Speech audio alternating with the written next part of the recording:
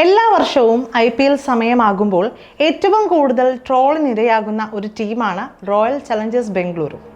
എന്നാൽ ഇത്തവണ അതങ്ങനെയല്ല. IPL ഉദ്ഘാടന മത്സരത്തിൽ കഴിഞ്ഞ സീസണിലെ ചാമ്പ്യന്മാരെ തോൽപ്പിച്ചുകൊണ്ടുള്ള തുടക്കവും 17 വർഷത്തെ കണക്ക് തീർത്ത് ചെപ്പോക്കിൽ ചെന്നൈയെ തോൽപ്പിക്കുകയും ചെയ്തതോടെ സോഷ്യൽ മീഡിയയിൽ RCB ഒരു തരംഗം തന്നെ സൃഷ്ടിച്ചു. ഇന്ന് വരെ കപ്പ് നേടാൻ സാധിച്ചില്ല എങ്കിലും RCBയുടെ ഫാൻ ബേസ് ആരും കൊതിച്ചു പോകുന്നതാണ്. ലോയൽ ആരാധകർ ആണ് RCBയുടെ ആരാധകർ എന്നാണ് പൊതുവെ അറിയപ്പെടുന്നത്. ഇന്നിപ്പോൾ ആ ലോയൽ ആരാധകർ RCBക്ക് ഒരു പൊൻതൂവൽ സമ്മാനിച്ചിരിക്കുകയാണ്. എന്നാൽ ഇപ്പോൾ സമൂഹ മാധ്യമങ്ങളിലെ ആധിപത്യം തുടരുകയാണ് റോയൽ ചലഞ്ചേഴ്സ് ബംഗളൂരു. തുടർച്ചയായ 5ാം വർഷവും സമൂഹ മാധ്യമങ്ങളിൽ ഏറ്റവും ജനപ്രിയമായ IPL ടീമായി RCB സ്ഥാനമുറപ്പിച്ചിരിക്കുകയാണ്.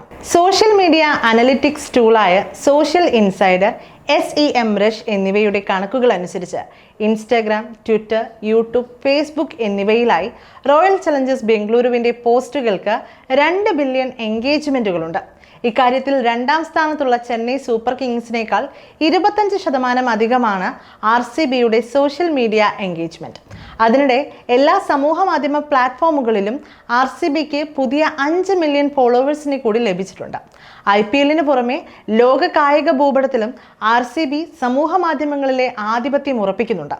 ലോകത്ത് ഏറ്റവും കൂടുതൽ എൻഗേജ്മെന്റ് നേടിയ കായിക ടീമുകളുടെ പട്ടികയിൽ ആദ്യ 5ലും RCB ഇടം നേടി.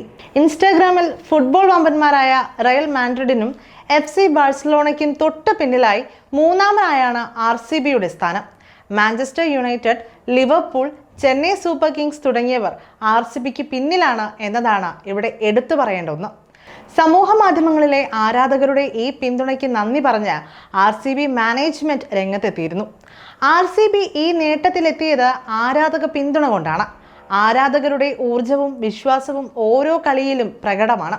സ്റ്റേഡിയത്തിലെയും സമൂഹ മാധ്യമങ്ങളിലെയും ആരാധക പിന്തുണ വലുതാണ്. ടീമിന് കൂടുതൽ മുന്നോട്ട് പോകാനും കളിക്കളത്തിലെ വിജയത്തിനായി പരമാവധി ശ്രമിക്കാനും ആരാധക പിന്തുണ RCBക്ക് കരുത്ത് നൽകുന്നു എന്നാണ് റോയൽ ചലഞ്ചേഴ്സ് ബംഗളൂരുവിൻ്റെ വൈസ് പ്രസിഡന്റ് രാജേഷ് മേനോൻ പറഞ്ഞത്.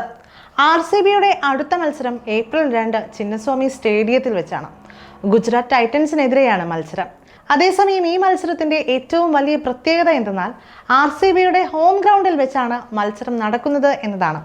അതുകൊണ്ട് തന്നെ വിന്നിംഗ് സാധ്യതയും RCBക്കാണ്. മാത്രവുമല്ല, നിറഞ്ഞ ചുവന്ന ഗാലറി ആയിരിക്കും അവിടെ കാണാൻ സാധിക്കുക എന്ന് നിസ്സംശയം പറയാൻ സാധിക്കും.